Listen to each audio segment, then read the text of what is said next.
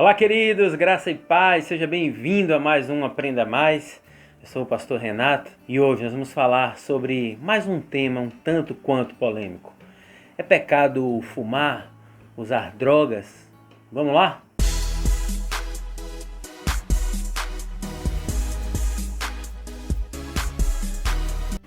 Bom, queridos, vamos lá.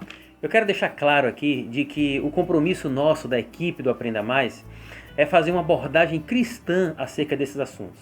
Não temos, em alguns temas, formação acadêmica, científica, mas buscamos, à luz da Palavra de Deus, fazendo pesquisas com profissionais, empresas da área, nos especializar e conversar muito acerca desses temas. Hoje nós vamos falar de mais um tema um tanto quanto polêmico e que muitas vezes é tratado de uma forma discriminatória no meio do povo cristão. É pecado ao cristão fumar, consumir drogas lícitas e ilícitas? Primeiro eu queria fazer uma separação para depois juntar. Existem as chamadas drogas naturais, que são aquelas que o seu princípio ativo é extraído da própria planta. E como exemplo dessas drogas naturais nós temos a maconha, o ópio. Existem as drogas chamadas sintéticas, em que a sua preparação ocorre dentro de um laboratório. Eu posso dar um exemplo do LSD, êxtase, até a própria fabricação de medicamentos, que são também drogas.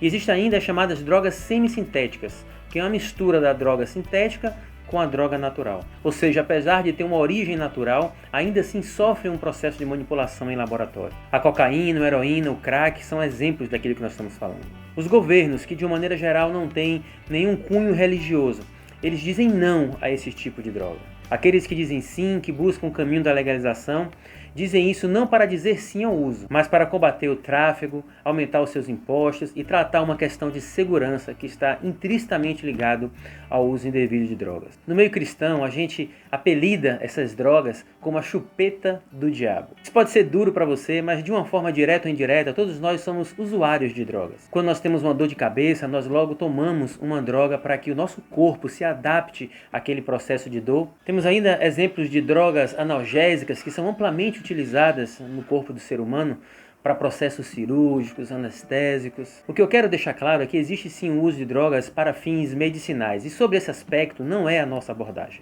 Nós temos levantado nesse Aprenda Mais algumas outras temáticas sobre o consumo de bebidas, sobre sexo, sobre alimentação que não seja saudável e fazendo essa relação com o pecado, deixando muito claro de que o uso abusivo tanto de bebida, quanto do sexo, quanto da comida, fora do padrão de Deus, ele caracteriza sim uma transgressão, um pecado. Eu gosto quando João, lá em 1 João capítulo 3, verso 4, define que aquele que peca é porque transgride uma lei.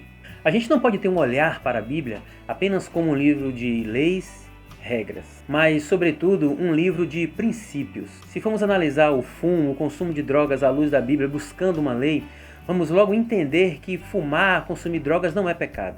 Mas quando partimos para uma análise madura, abordando princípios bíblicos para a nossa vida, nós vamos encontrar diversos textos que, com muita tranquilidade, nós podemos ler e analisar e entender que esse não é o desejo, o plano de Deus para o homem.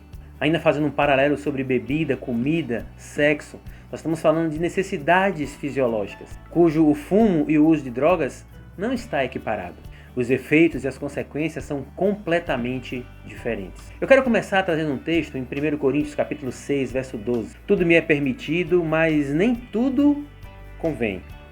Tudo me é permitido, mas eu não me deixarei que nada domine. Ainda em 1 Coríntios capítulo 6, nós temos o verso 19 e 20 que eu quero trazer para vocês. Acaso não sabem que o corpo de vocês é santuário do Espírito Santo, que habita em vocês? Que lhes foi dado por Deus e que vocês não são de si mesmos?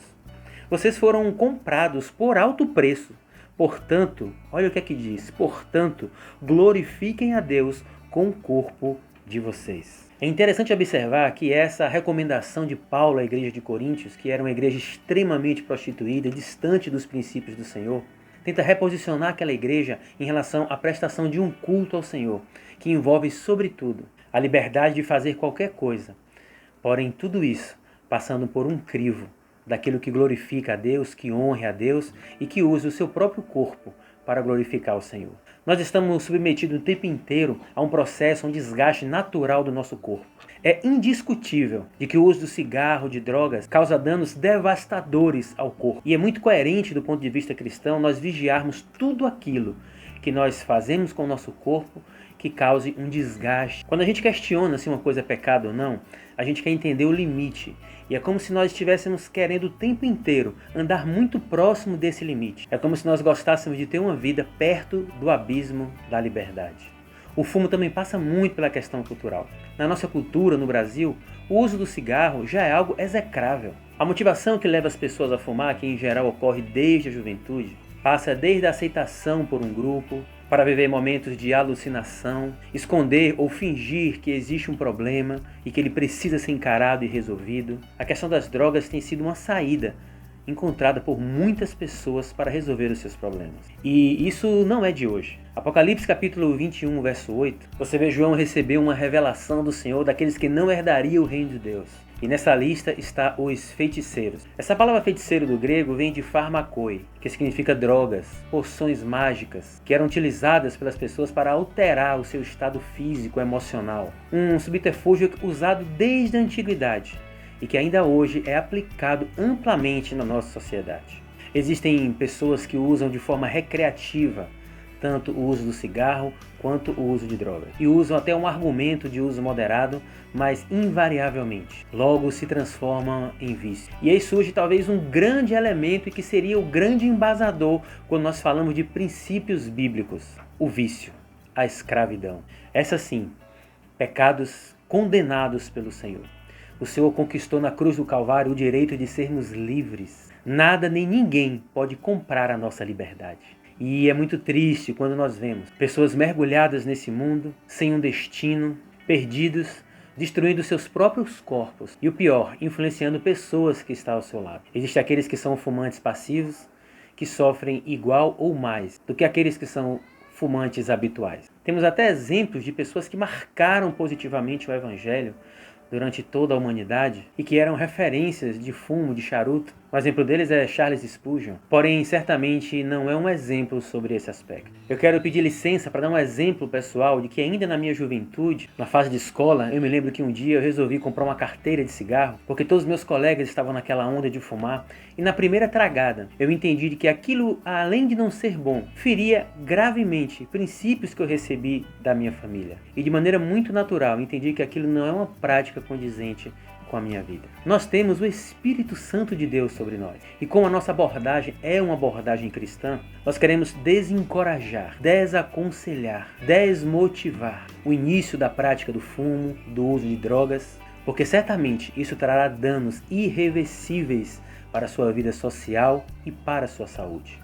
Você já é aceito pelo Senhor. Seja qual for a sua necessidade, a sua amargura, a sua dificuldade, busque nele a solução, a saída, a direção. Se você estiver nos assistindo e já é um viciado, e você entende que o Senhor tem lhe cobrado uma nova postura e uma nova posição, busque ajuda. Procure profissionais, amigos, sua família, pessoas que possam lhe ajudar, porque uma decisão muito sábia da sua parte será eliminar o uso do fumo e das drogas da sua vida. Eu quero te lembrar ainda que você é livre, inclusive para decidir que o melhor para você é ficar longe disso. Nós encerramos por aqui mais esse episódio, agradecendo a sua participação, lhe fazendo um convite. Se você não é inscrito no nosso canal, se inscreve.